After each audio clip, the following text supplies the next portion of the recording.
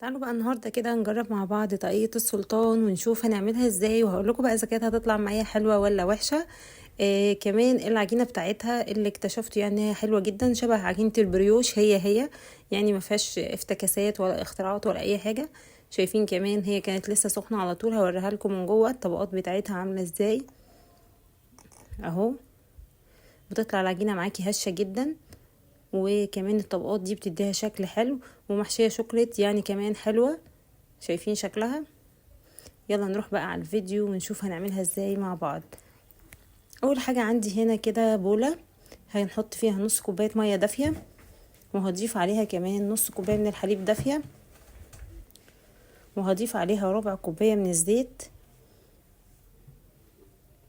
وهنزل عليهم بمعلقة كبيرة من الخميرة الفورية، وهنزل عليهم كمان بتلت كوباية سكر، وهقلب بقى المكونات دي كلها مع بعض، وهنزل عليهم ببياض بيضة، والصفار هنخليه طبعا هنحتاجه بعد كده. هاخد كده بياض البيضة بالشكل اللي انتوا شايفينه، وانزل عليهم كمان بظرف من الفانيليا، مع ان بياض البيض يعني مش هيدي زفارة ولا اي حاجة، بس ضفنا برضو ظرف فانيليا كده، وهنقلب كويس جدا جدا لغاية ما الخميرة تدوب معايا كويس. وبعدين بقى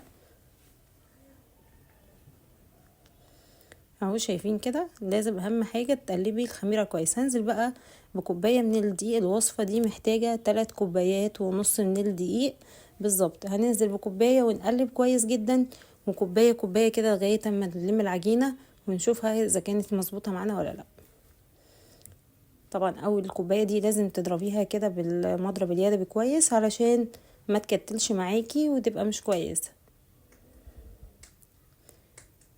شايفين بقى بالشكل ده. هنزل بقى بالكوباية التانية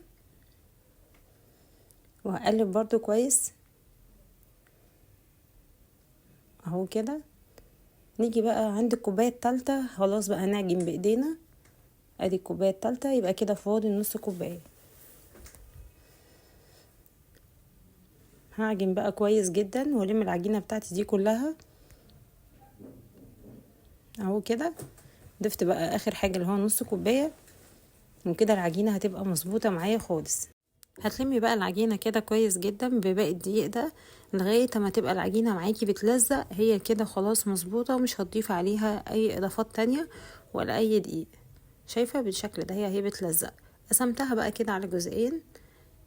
جزء كده هنخليه فانيليا زي ما هو، والجزء التاني هنحط عليه معلقة ونص من الكاكاو الخام، وهنقلبهم كويس كده ونعجنهم لغاية اما الكاكاو كله ده يدخل كده جوه العجينة بالشكل اللي انتوا هتشوفوه ده.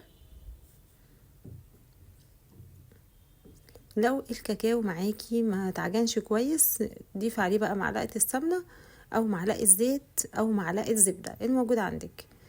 هنلم اهو برضو العجينة اللي هي بالفانيليا برضو بمعلقة سمنة، وهنسيبهم بقى دول شكلهم بعد ما لمناهم هنسيبهم بقى يختمروا كويس. وكده شكلهم بعد ما اختمروا معايا بعد ساعة تقريبا، هاخد كده القطعة البيضة، هرش رشة دي من تحت ومن فوق، وهبدأ افردها زي ما انتوا كده شايفين اهو. شايفين عجينة سبونش ازاي كده وحلوة.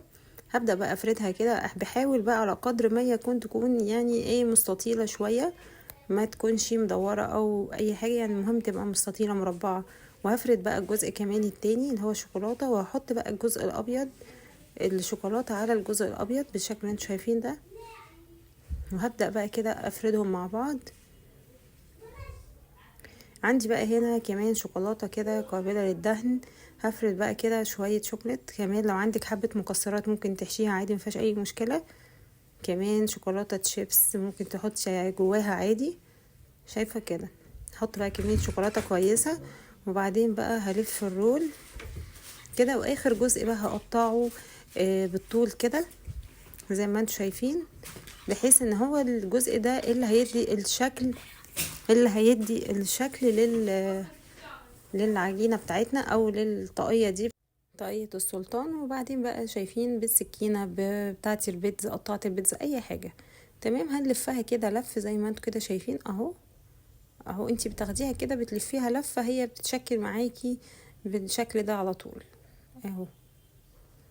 هنلف بقى كل اللي احنا عملناه بالشكل ده، علشان بعد كده بقى هنلفها مع بعضها يبقى هو الشكل الحلو بتاعها ده.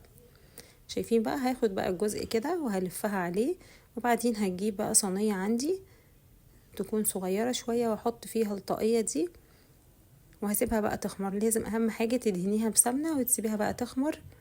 بعد بقى ما تخمر معاكي كويس، هنجيب بقى صفار البيضة، هنضيف عليه معلقة من الحليب ورشة صغيرة من الفانيليا، وهبدأ بقى كده ادهن العجينة بتاعتي بالشكل اللي انتوا شايفينه ده.